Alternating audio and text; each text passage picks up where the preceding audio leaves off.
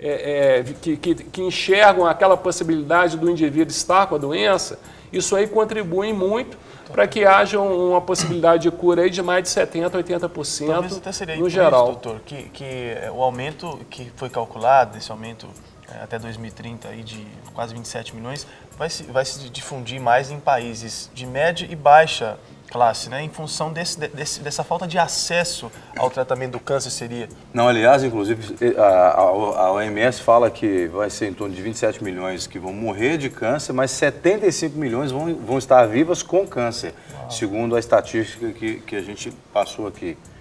Ou então curados do câncer, né? Mas que vão ter sofrido essa situação. Pois é, mas é porque hoje a gente tem cada dia maior uma população que teve câncer e se curou do câncer, né? Então, quer dizer, isso aí, principalmente nos países desenvolvidos, né? Isso é bom, mas por outro lado é um desafio, porque o indivíduo que teve algum tipo de câncer, ele tem naturalmente uma predisposição maior a desenvolver um segundo, um terceiro, né? Isso ocorre muito, por exemplo, nos tumores da região da cabeça e pescoço, da cavidade oral, da garganta, dessa parte da faringe. O indivíduo, por esses tumores, está muito ligados a hábitos de vida, como, por exemplo, o uso do cigarro, de bebida alcoólica, de maus hábitos de higiene local. Eles têm com muita frequência desenvolvem 1, 2, 3 tumores nessas regiões. O mesmo tipo de câncer ou não? É, o mesmo tipo. Então, por exemplo, a mulher que tem um câncer de mama, que teve um câncer de mama e ficou curada, ela tem também uma chance maior do que uma mulher que nunca teve de voltar a ter um segundo, né?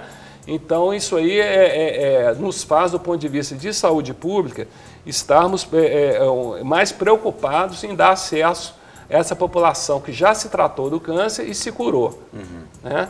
Então, isso tudo é um desafio, porque são situações novas. O que vale dizer, então, é que o indivíduo que não teve o câncer, se ele tem que ir ao médico pelo menos uma vez por ano para verificar aquilo, o cara que já teve o câncer, ele vai ter que ir 2, 3 vezes ao médico para tentar checar, para ver se não teve nenhuma reincidência, né? Ele tem que, justamente. E ele também tem que estar sendo atendido por profissionais que têm essa, vamos dizer assim, expertise, esse feeling, essa habilidade de estar diagnosticando, suspeitando e, porventura, diagnosticando tumores numa fase mais inicial. Agora, nesse processo de tratamento, existe algum câncer que é mais difícil ou menos difícil de ser curado? Nós temos alguns tumores que, apesar do desenvolvimento da medicina, da área oncológica especificamente, eles ainda são diagnosticados, na maioria das vezes, numa fase muito avançada, né? Então, a gente tem o câncer de pulmão, tem os tumores do cérebro, nós temos aí o câncer de pâncreas, temos o câncer de fígado, o câncer de ovário. Esses tumores são todos tumores normalmente muito graves, porque é muito difícil se conseguir diagnosticá-los numa fase precoce. O câncer de estômago também. Então, quer dizer, isso aí é um desafio para a medicina no sentido de desenvolverem-se testes e determinados programas para que essa população consiga ter a sua doença detectada numa fase mais precoce. Então, a gente sabe que existem alguns termos bem conhecidos, pelo menos a gente ouve muito deles e não sabe muito bem o que significa. Existe um termo no tratamento de câncer que se chama metástase. Eu queria que o senhor explicasse um pouco para quem está em casa o que significa a metástase. A metástase, ela nada mais é do que o aparecimento de vamos dizer assim, de um prolongamento, de uma nova, um novo conjunto daquelas células malignas em outro local que não o local onde a doença se iniciou. E a metástase, ela normalmente, ela transforma aquela doença que ia ter uma maior chance de cura numa doença que é um pouco mais complicada de se tratar. Seria uma reincidência do câncer em outros locais de uma maneira um pouco mais agressiva. Às vezes nem é uma reincidência, às vezes é o próprio desenvolvimento da doença. Às vezes o indivíduo descobre a doença, ela já está num estágio que já tem um aparecimento de metástase em algum local. Então essa metástase seria como se fosse um veículo pelo qual a doença se desenvolve? É uma forma pela qual ela se desenvolve. E não necessariamente quem tem essa metástase está condenado à morte, por exemplo? Não. Existem determinados tipos de metástases locais ali que se consegue tratar e curar o paciente. Agora, em relação ao transplante, só uma dúvida aqui que surge muitas vezes. Em quais casos a pessoa precisa de um transplante de medula e se nesses casos ela é 100% curada e não tem mais chance de voltar a desenvolver um câncer? Isso no caso da leucemia, né? Isso.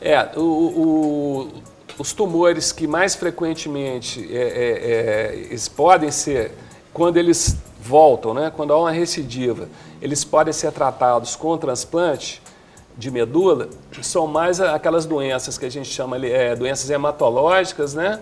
São doenças tipo leucemias, linfomas, ou até mesmo doenças que não chegam ainda a ser uma leucemia, por exemplo, mas pode ser, por exemplo, uma anemia plástica, que pode também levar o indivíduo à morte se não for tratado adequadamente, como alguns raros tipos de tumores sólidos, né? Esses tumores sólidos que a gente fala são os tumores da mama, tumores vamos supor, do tubo digestivo em si.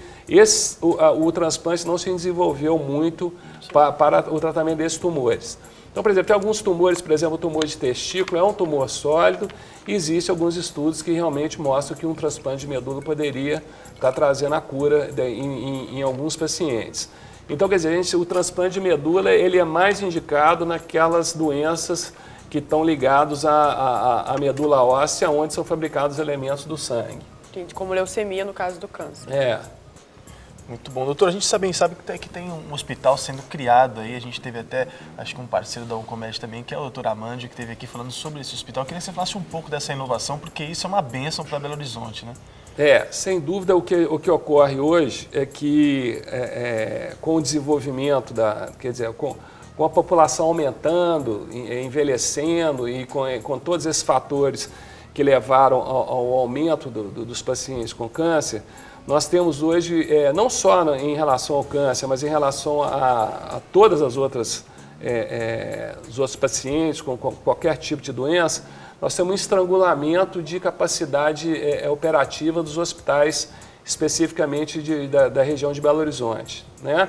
Então, ao mesmo tempo que houve uma implementação muito grande na política da saúde pública, do atendimento aos pacientes do SUS, que nós conseguimos ter um aumento aí de determinados hospitais que tinham uma capacidade ociosa, ou que mesmo que não estavam ociosos, conseguiu-se ampliar o número de leitos desses hospitais públicos.